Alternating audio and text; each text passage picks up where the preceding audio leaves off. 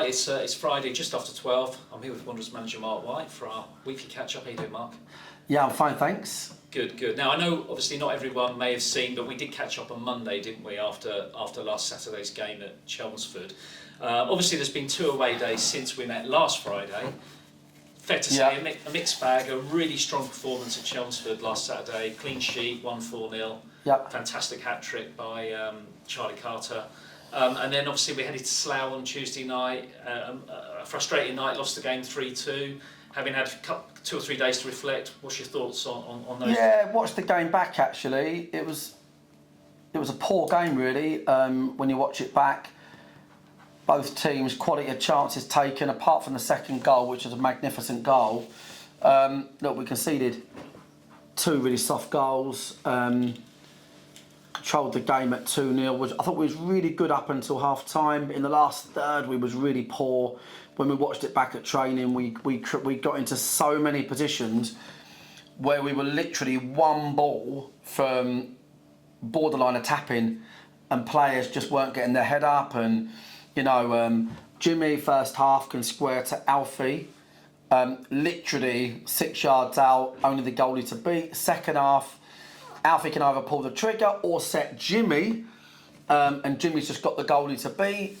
And there was just some really poor decision making last third, because we actually played quite well first half, having succumbed to 2 goals in 6 minutes. Second half, different kettle of fish. Our patterns when the squad limitations were exposed. We didn't have a striker on the bench. Alfie was struggling. We didn't have a centre mid on the bench, and that's, at this level of football, that's difficult to deal with. And Slough, to their credit, they really worked hard, put us under a lot of pressure. And in the end, yeah, they kind of edged a game 3-2. A game that I always felt they was going to win and we were going to lose, but more so probably because of the scoreline, 2-0.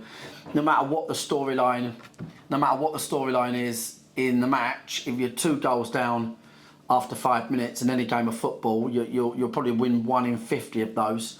So that was the story of the game. That and us being wafer thin squad-wise. But that's the type of league it is. Great managers, great teams like Slough, like Scott. We've had 3 away games, I'm going to say, in our last 4 matches. I hope I'm right. Farnborough, Chelmsford, Slough, and home to Maidstone. Yeah. 7 points for our troubles out of 12. Really stretched squad. Some good performances. The objective is to hang in there in the league. It's a very tight league. We're working very hard. I'll be honest with you. We think by next weekend, there'd be a few boys that are going to take a while to get back. Dan Pybus, Josh Taylor, Luke Moore. These boys are not near it yet, but by next Saturday, we're hoping to be in better shape. I think we're going to see potentially, albeit small steps, the return of McShane. I feel like, and you can never speak too soon, especially at Dorking Wanderers, you're only ever about 10 minutes from a disaster. But I feel like we're working our way back to where we want to be slowly, and it's going to take a while to get the form up and running. But we've had some phenomenal performances, even when wafer thin, even when stretched, and we should be proud of that. We're in the mix in the league, long way to go, and a good squad that should be returning in the next 2-3 weeks. Okay, that's good to hear. And yeah, I was going to ask you about the squad, but you pretty much covered it. And as obviously tomorrow we turn our attentions to the FA Trophy.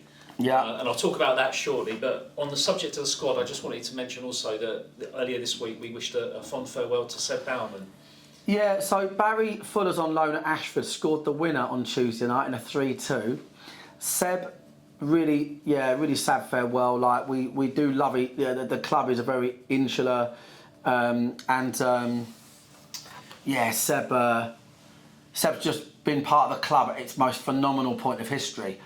Seb never played in National League South for this club bar this season, so it shows you he's only been here in those real elevated days at Wrexham, Chesterfield, Oldham, etc. So Seb's been amazing for us. Commitment's got too much. We're obviously working towards a full-time model. Seb couldn't work towards that, and we wish him all the best at Bracknell. Yeah. Baz has been on loan. I think, if I'm honest with you, I think we're going to see Bobby Joe go out on loan today. We'll announce that later. Short term, I think much needed minutes for Bobby.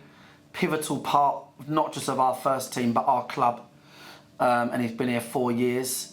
And it's important that we not just use the loan market, but we also, for our players, but we also use it to get our actual players minutes, to get them up to speed when they've been reduced. Josh, Pybus, Reece Murphy, Luke Moore wouldn't be anywhere near. Niall Pryor would be nearer. And we'll see the return tomorrow of Charlie. Baby is at home and being cared for by Charlie and his partner. Obviously, the baby's still incredibly poorly, as an understatement, and Charlie is going to be down tomorrow and leading out the team. And that's his intention, to be back now, which obviously, to be honest with you, at Slough, I'll be honest, all I could think about was Charlie, to be quite frank, even on the bench during the game. We are delighted he's back. I know the fans will show their appreciation as well. That's where we are. But we've got a lot of rebuilding to do. And what I mean by that is we've got boys in there like Will and Morgan who are brand new. We've only just started to integrate Rob Milson, Jordan Williams. So there's a lot of work to do with that squad. But we're working hard. And tomorrow we welcome Eastbourne.